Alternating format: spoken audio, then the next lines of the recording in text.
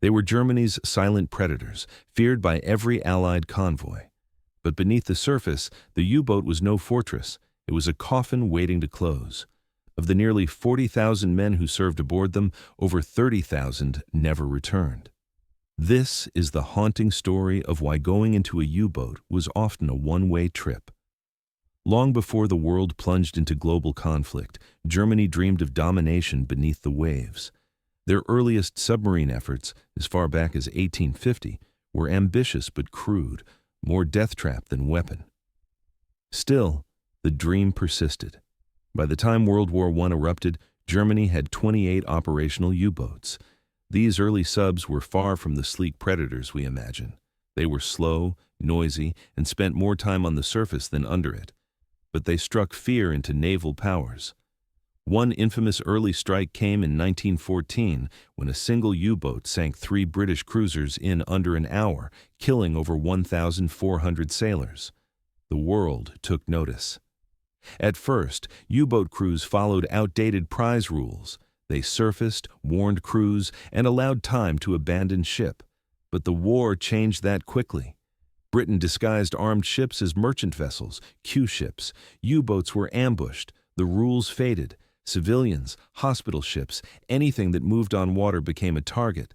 By the end of the Great War, over 5,000 ships had been sunk. The Treaty of Versailles tried to end the nightmare, banning Germany from building submarines altogether. But dreams don't die on paper. After the war, Germany didn't abandon U-boat development. They hid it. They built export submarines for other nations, refining designs, testing new technology, and quietly preparing for the future. When Adolf Hitler rose to power in the 1930s, secrecy was no longer necessary. By 1935, Germany had a new fleet of U-boats and a new strategy. Admiral Karl Dönitz led the charge. He didn't want lone wolves. He wanted packs, multiple U-boats coordinating attacks like predators circling prey. The tactic was called the Wolf Pack, and it would make the Atlantic a graveyard. The Second World War began with the sinking of a civilian passenger ship, the SS Athenia.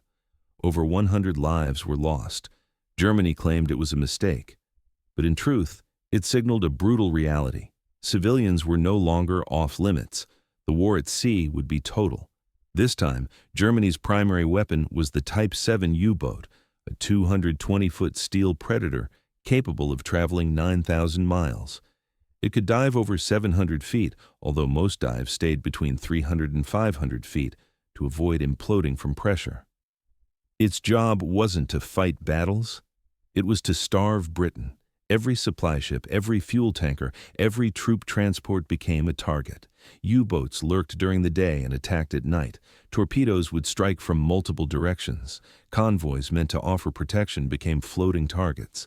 One successful hit didn't just sink a ship. It could cripple an entire operation, and the longer the war dragged on, the more brutal the strategy became. German U-boats carried 2 primary torpedoes. The G7A was steam-powered and fast, but left a visible trail. The G7E was electric, slower but silent. Some torpedoes missed, others malfunctioned or, horrifyingly, circled back toward the very U-boat that launched them. But when they hit, the result was catastrophic. Hulls split in seconds, fuel and ammunition exploded, lifeboats were torn away or consumed by fire. Often, no one came to rescue the survivors. Either they weren't nearby or didn't know the ship had gone down. For the U-boat crew, it was all done in silence. No cheers, just sonar listening for the final groans of the sinking ship. Then, move on to the next target. Life inside a U-boat was a slow march toward breakdown, mental, physical, and mechanical. Around 50 men crammed into a narrow tube with little light, no fresh air, and barely enough room to lie down. Sleeping arrangements were shared. Sailors rotated through damp bunks in what was called hot bunking. The stench of diesel, mildew, and sweat was overwhelming. Fresh food lasted days. After that, meals were canned or stale. Bathing was rare. Infections were common. Water was strictly rationed. There was no privacy. Buckets were used as toilets. Silence was critical. A dropped wrench or a sneeze could give away the sub's location. Worst of all was the ever-present fear of attack. Every sonar ping meant someone had found you. Every depth charge was a countdown to disaster. By 1943, the hunters became the hunted. Allied navies developed sonar and radar systems capable of tracking submerged U-boats. Aircraft could now patrol areas once unreachable. Convoys were armed with better depth charges and escort ships. In May 1943, called Black May, Germany lost 43 U-boats in a single month.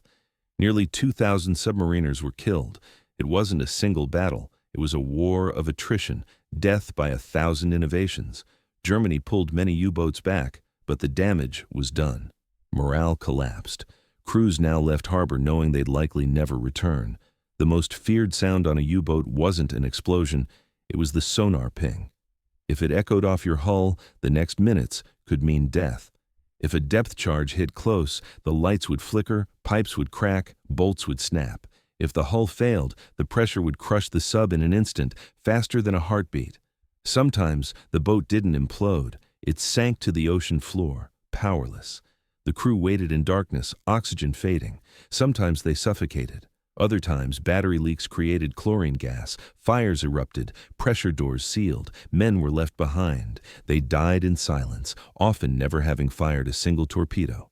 By war's end, more than 30,000 of Germany's 40,000 U-boat crewmen had perished.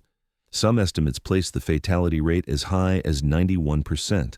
It was the deadliest assignment in the German military. These men were mostly between 18 and 24. They believed they were fighting for their country. Most died in cold silence, never seeing land again. Their story isn't one of glory, it's one of sacrifice, horror, and the heavy cost of strategy taken to its limit. Today, most U-boats still lie at the bottom of the sea, sealed tombs holding a generation lost to war. And as we remember them, let us not glorify the weapon, but reflect on the lives it consumed.